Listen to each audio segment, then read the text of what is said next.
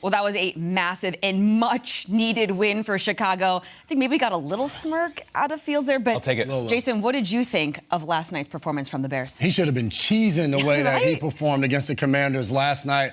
Going into this game, we talked about it yesterday. All right, Bears losing streak, 14 games straight. And you go into that game and you're the Chicago Bears and you're just like, we got to get out of this funk. We got to do something different. And it started from the coin toss. They win the coin toss and they decide to take the ball and not defer. Last 7 seasons, 51 out of 56 times the Chicago Bears have chosen to defer and kick the ball off.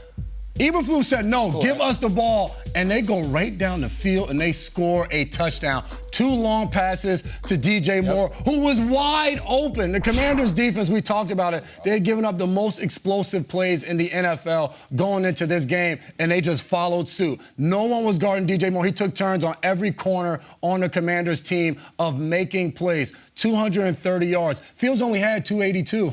230 of them went to DJ Moore. At some point, I say it every day on this show, double team the guy.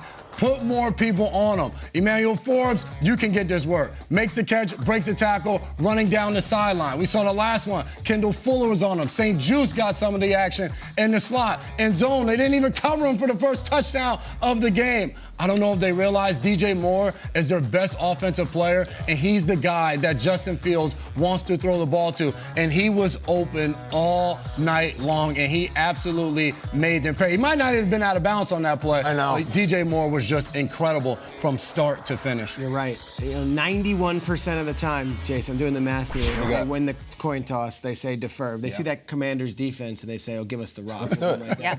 What's that tell you about the Commanders defense? That was a disgusting display by that team yesterday. That's all first-round picks out there. Yeah. And I don't get personal. It's nothing personal about any of them. It's just the level of play has to be better. You're on primetime TV at home against a team that hasn't won in 13 games, and they come right out of the gates. And to your point, Justin Fields and DJ Moore go right up and down the field. Look at the first half statistics of this game. This was, it was a blowout. They did make it tight late, but if you look at the numbers, this is a team that didn't come out ready to prepare to fight, didn't come out prepared or give their opponent the same respect that they gave their opponent last week.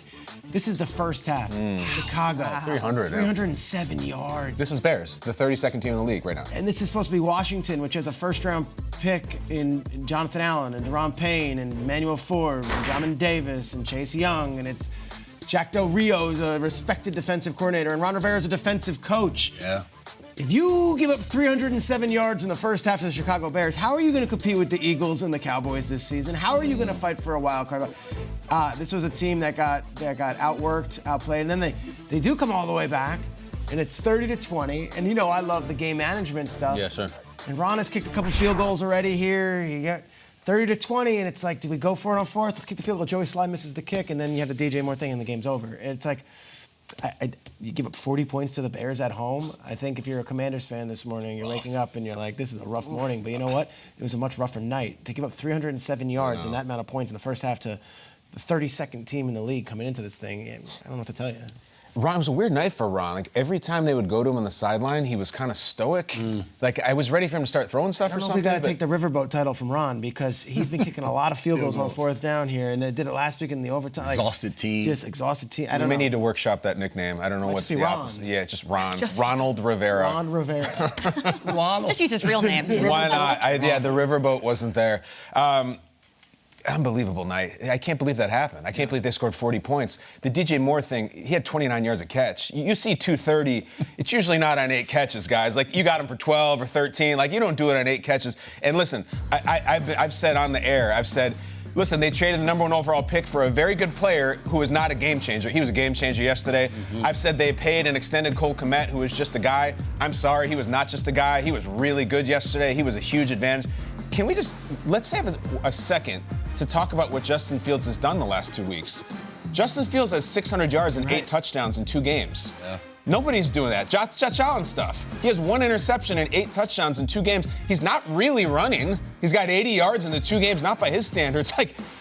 And I wish there's this moment I have right now where I'm like, couldn't they have just won that Denver game? Couldn't they have just finished that game? Because then we're like, hold on a second. Then we're at 2-3 and we're cooking, and like maybe you go and get something. They didn't. It's fine. Denver finished it. But they had a very specific task as an organization, and that was win a bleeping game. I don't care who it's against. I don't care about how many points. I said it yesterday. I don't care if it's home or away. They won a game. It's over. And honestly, you know, it was a very special, sentimental day for the Bears organization. Like, Dick Butkus is really important to what they used to be and what they are and what they represent up until recently when he's on Twitter. And we're going to talk about Butkus.